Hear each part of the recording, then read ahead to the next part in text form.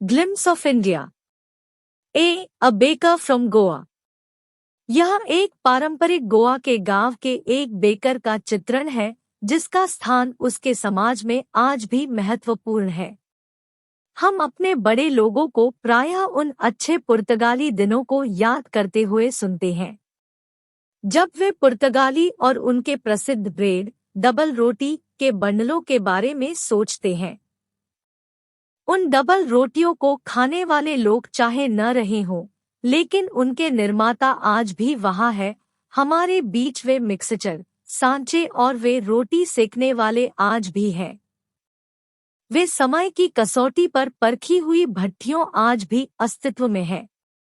उन भट्टियों में आग आज भी है। वे अभी तक बुझी नहीं है। परंपरागत बेकर के बॉस की धमक और खनक उसके आगमन की सुबह सुबह घोषणा करती हुई कुछ स्थानों पर आज भी सुनी जा सकती है। हो सकता है पिता जीवित नहीं, पर बेटा अब भी पारिवारिक धंधे को जारी रखे हुए है। ये बेकर आज भी गोवा में पेडर के नाम से जाने जाते हैं। गोवा में हमारे बचपन के दौरान बेकर हमारा दोस्त, साथी और मार्गदर्शक हुआ करता था। वह दिन में कम से कम 2 बार आया करता था। एक बार उस समय वह बिक्री के लिए चक्कर लगाने के लिए सुबह निकलता था और फिर दोबारा जब वह अपनी विशाल टोकरी को खाली करने के बाद लौटता था। उसके बांस की खनक हमें नींद से जगा देती थी और हम उससे मिलने और उसका स्वागत करने के लिए दौड़ते थे। ऐसा क्यों था? क्या वह डबल रोटी के प्रति प्रेम के कारण था? बिल्कुल नहीं। डबल रोटी किसी पास्कीन या बास्टाइन के द्वारा खरीदी जाती थी, जो कि घर की नौकरानी होती थी।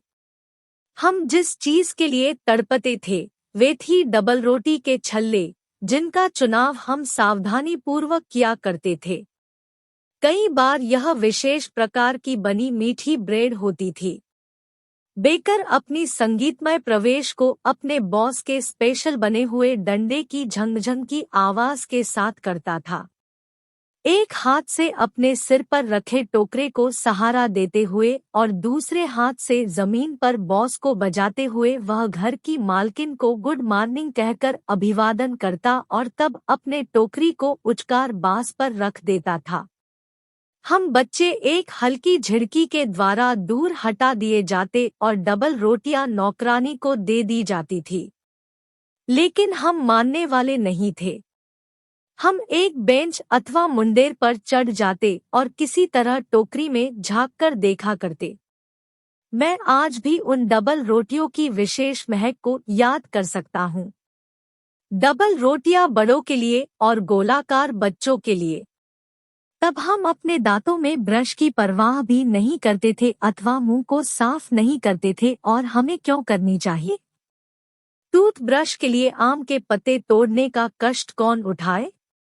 और आखिर यह आवश्यक क्यों था? टाइगर कभी दांतों का ब्रश नहीं करता।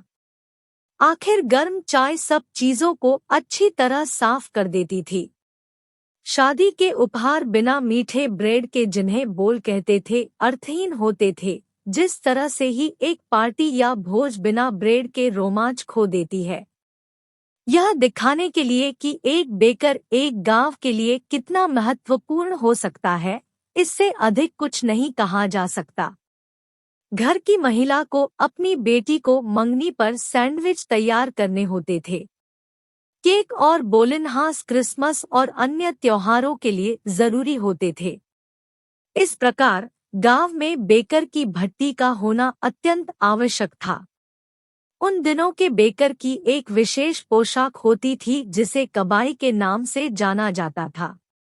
यह एक पीस लंबी फ्रॉक होती थी जो घुटनों तक पहुंचती थी। हमारे बचपन में हम बेकरों को एक शर्ट और पैंट पहने देखते थे जो पूरी पैंट से थोड़ा छोटा और नेककर से लंबा होता था और घुटनों से थोड़ा नीचे पहुंचता था। आज भी जब कोई घुटनों से नीचे तक पहुंचने वाला नेककर पहनता है तो उस पर टिप्पणी की जाती है कि वह एक पेडर की तरह की पोशाक पहने हुए है। बेकर प्रायः महीने के अंत में अपने बिलों को इकट्ठा करता था। महीने के हिसाब किताब पेंसिल से किसी दीवार पर लिख दिए जाते थे। बेकरी का धंधा वास्तव में प्राचीन दिनों में फायदे का धंधा था।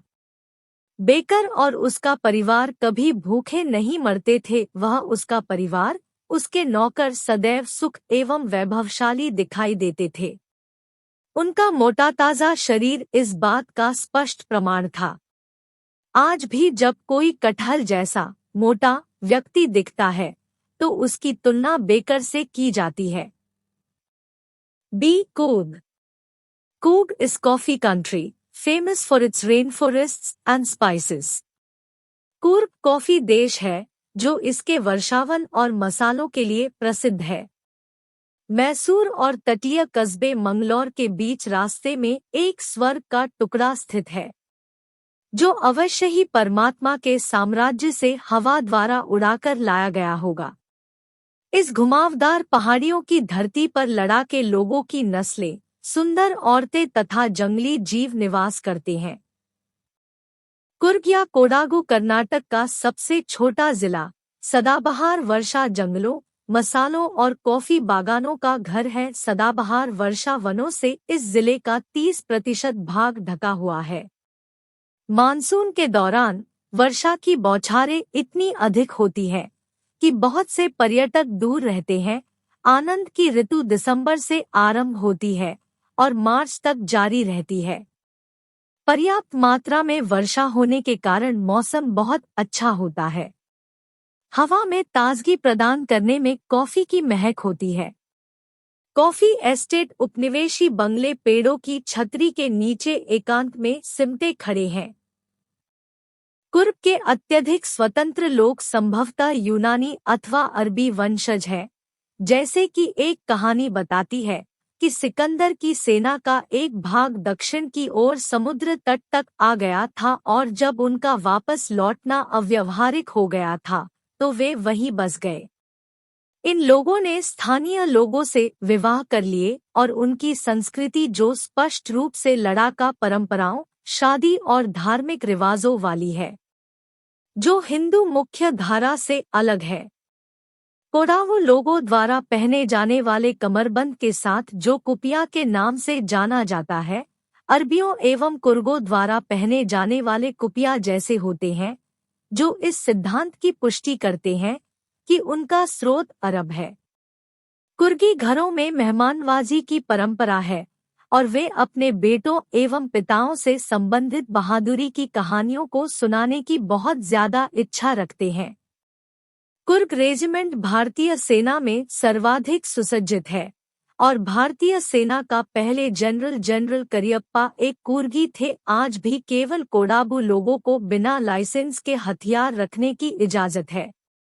कावेरी नदी को इसका पानी कुर्ग की पहाड़ियों और जंगलों से प्राप्त होता है। महासीर मछली इस पानी में काफी संख्या में पाई जाती है। किंगफिशर पक्षी उनका शिकार करने के लिए गोते लगता है, जबकि गिलहरियां और लंगूर आधे खाए हुए फल साफ पानी में पानी की आवाज और लहरों के चलने का आनंद लेने के लिए फेंकते हैं। हाथी अपने महावतों द्वारा नहलाए जाने और नदी में रगड़े जाने का आनंद लेते हैं। सबसे अधिक आराम में रहने वाले लोग लकड़ी का प्लेटफॉर्म चलाने, लंबी नाव खेने, ऊंची चट्टानों से नीचे उतरने, चट्टानों पर चढ़ने और पहाड़ों पर मोटरसाइकिल चलाने जैसे साहसिक काम करने वाले बन जाते हैं। विभिन्न पगड़ियां इस इलाके में बैलगाड़ी की सवारी करने वालों की प्रिय है। यहाँ पर आपका साथ देने के लिए मधुमक्खियों और तितलियां हैं। मैकाक एक प्रकार का बंदर, मालाबार की गिलहरियों, लंगूर और दुबला लोरी पक्षी पेड़ों की छतरी में से ध्यानपूर्वक चौकसी करते रहते हैं। फिर भी मैं जंगली हाथियों से बचना, दूर रहना पसंद करता हूँ। ब्रह्मगिरी पहाड़ियों पर चढ़ने से कुर्ग की धुंध से पूर्ण धरती का नजारा दिखाई देता है। रस्सियों के पुल पर चलकर 64 एकड़ का निसार्गधामा टापू आता है। बिलाकुप के आसपास भारत की सबसे बड़ी तिब्बती लोगों की बस्ती तथा बौद्ध भिक्षुकों से मिलने का अलग लाभ फायदा होता है। लाल गेरुए और पीले कपड़े पहने हुए भिक्षुक अनेकों अजूबों में से एक है जो उन यात्रियों के द्वारा पाए जाने का इंतजार करते हैं जो भारत के दिल और आत्मा को यहाँ कुर्ब में खोजते हैं। सी टी from Assam. Pranjal, a youngster from Assam, is Rajveer's classmate at school in Delhi. Pranjal's father is the manager of a tea garden in Upper Assam and Pranjal has invited Rajveer to visit his home during the summer vacation. Assam का एक युवा प्रांजल दिल्ली के school में राजवीर का सहपाठी है। प्रांजल के पिता ऊपरी असम में एक चाय बागान के प्रबंधक है और प्रांजल ने राजवीर को गर्मी की छुट्टियों के दौरान अपने घर आने के लिए आमंत्रित किया है। चाय गरम गरम चाय, एक चाय वाला ऊंची आवाज में चिल्लाया। वह उनकी खिड़की तक आया और पूछा, चाय साहब, हमें 2 कप दे दो। प्रांजल ने कहा। उन्होंने गरम चाय की चुस्कियों ली। उनके डिब्बे में प्रत्येक व्यक्ति चाय पी रहा था। क्या तुम जानते हो कि संसार में प्रतिदिन 80 करोड़ कप चाय पी जाती है? राजवीर ने कहा। प्रांजल ने आश्चर्य व्यक्त किया। चाय वास्तव में ही बहुत लोकप्रिय है। ट्रेन स्टेशन से बाहर निकली प्रांजल ने फिर से जासूसी पुस्तक पढ़ना शुरू कर दिया। राजवीर भी जासूसी कहानियां पढ़ने का शौकीन था, परंतु इस क्षण वह बाहर का सुंदर दृश्य देखना चाहता था। सभी जगह हरियाली थी। राजवीर ने उतनी हरियाली पहले कभी नहीं देखी थी। तब हरे धान के खेतों की जगह चाय की झाड़ियों ने ले ली थी। यह एक भव्य दृश्य था। गहरे जंगलों वाली पहाड़ियों की पृष्ठभूमि में चाय की झाड़ियों फैली हुई थी। जहां तक आंखें देख सकती थी, छोटे चाय के पौधों को बौने ठहराते लंबे छायाकार पेड़ थे और चाय की झाड़ियों की सीधी पंक्तियों के मध्य में व्यस्तता से घूमती हुई गुड़ियों जैसी आकृतियां दिखाई देती थी। दूर एक भद्दी सी बिल्डिंग थी जिसमें प्रांजल, जो एक बागान में जन्मा और पला था, उसने राजवीर की उत्तेजना में हिस्सा नहीं लिया। चिमनियों में से धुआं बाहर निकल रहा था।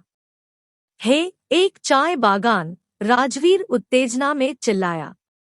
उसने कहा, ओह, यह चाय का देश है। अब असम में संसार के सबसे अधिक बागानों की सघनता है। आपको यहाँ इतने अधिक बागानों की सघनता दिखाई देगी जितने अधिक आपको उम्र भर तक दिखाई नहीं देंगे। मैं चाय के बारे में इतना पढ़ता रहा हूँ जितना मैं पढ़ सकता था, राजवीर ने कहा। वास्तव में कोई नहीं जानता कि चाय की खोज किसने की थी, परंतु इसके बारे में अनेकों कहानियां हैं। कौन सी कहानियां? एक है चीन के सम्राट के बारे में जो हमेशा पानी पीने से पहले पानी को उबालता था। एक दिन बर्तन के नीचे जलती हुई टहनियों के कुछ पत्ते उबलते हुए पानी में गिर गए, जिससे पानी स्वादिष्ट बन गया। यह कहा जाता है कि वे चाय के पत्ते थे। मुझे दूसरी सुनाओ, प्रांजल ने उपहास किया। हमारे पास एक भारतीय कहानी भी है। बोधिधर्मा, जो एक प्राचीन बौद्ध महात्मा था, ने अपनी आंख की पलकें काट दी क्योंकि वह ध्यान के समय नींद महसूस करने लगा था। 10 चाय के पौधे उसकी पलकों पर उगाए। इन पौधों के पत्तों को पानी में उबालकर पिया गया था और उससे नींद गायब हो गई थी। चाय सबसे पहले चीन में पी गई थी, राजवीर ने कहा। 2700 ईस्वी पूर्व। वास्तव में टी शब्द चीनी भाषा के चाय और चीनी शब्द से निकला है। यूरोप में चाय केवल 16वीं शताब्दी में आई थी और इसको एक पेय की अपेक्षा दवा के रूप में अधिक प्रयोग किया जाता था। रेलगाड़ी खड़खड़ाती हुई मरियानी जंक्शन पहुंची। लड़कों ने अपना सामान इकट्ठा किया और भीड़ भरे प्लेटफॉर्म पर रास्ता बनाया। प्रांजल के माता पिता उनका इंतजार कर रहे थे। शीघ्र ही वे ढेकियावाड़ी की तरफ यात्रा कर रहे थे, जहां पर प्रांजल के पिता का चाय बागान था। 1 घंटा बाद कार मेन रोड से मुड़ी। उन्होंने मवेशियों के पुल को पार किया और डेकियावाड़ी चाय बागान में पहुंच गए। पथरीले रोड के दोनों ओर चाय के पौधों से भरे कई एकड़ खेत थे। सभी पौधों की ऊंचाई एक जैसी काट-छाँट कर की गई थी। चाय चुनने वाली औरतों के समूह अपनी पीठ पर बांस की टोकरियां लिए, प्लास्टिक का लावादा पहने हुए, नए फूटे हुए पत्तों को चुन रही थी। प्रांजल के पिता ने गाड़ी की गति धीमी की ताकि एक ट्रैक्टर गुजर सके, जो ट्रेलर भरकर चाय के पत्ते ले जा रहा था। यह दूसरा कोपलों के फूटने का समय है ना, मिस्टर बरुआ? राजवीर ने पूछा। यह मई से जुलाई तक समाप्त होता है और सबसे अच्छी चाय की फसल प्रदान करता है। ऐसा लगता है कि तुमने आने से पहले अपना होमवर्क कर लिया था, प्रांजल के पिता ने आश्चर्य से कहा। हाँ श्रीमान बरुआ, राजवीर ने स्वीकार किया, लेकिन मुझे उम्मीद है कि मैं यहाँ रहते हुए कहीं ज्यादा सीख जाऊंगा। थैंक्स। वीडियो देखने के लिए आपको बहुत बहुत धन्यवाद। आपका दिन शुभ हो, भगवान आपका भला करे।